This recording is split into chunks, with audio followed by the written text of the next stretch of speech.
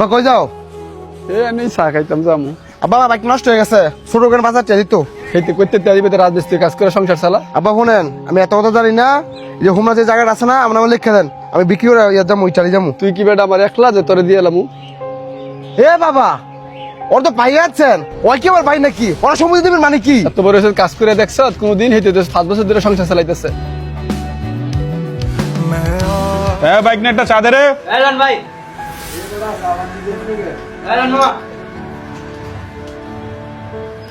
ভাই আমি দুদিন থেকে কিছু খাইনি, আল্লাহর রাস্তা আমার কিছু দিবেন?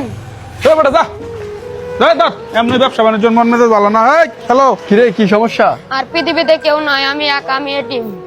আচ্ছা আজকের থেকে তুই আমার সন্তান, আমি তোরে লালন পালন করবো। যার কেউ নাই তার আল্লাহ আছে। কি খাবি আগে খাই এলো। মহাসিন ভাই, আপনি ভালো একটা কাজ করছেন। হ্যাঁ, রেনে লালন পালন করেন, আল্লাহ আপনারে দিব ভাই। আচ্ছা ভাই দোয়া করো।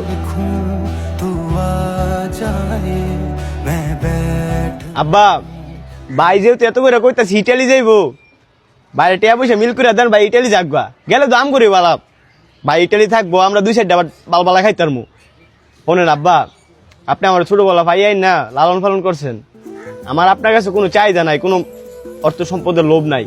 যা অর্থ সম্পদ আছে বাইরে দেন, বাইরের নামে লিখে দেন, আমার আপনি আর ভাই হইলে চলবো, আর কিচ্ছু লাগবে না। তুই এসেছিস খেলে গেল।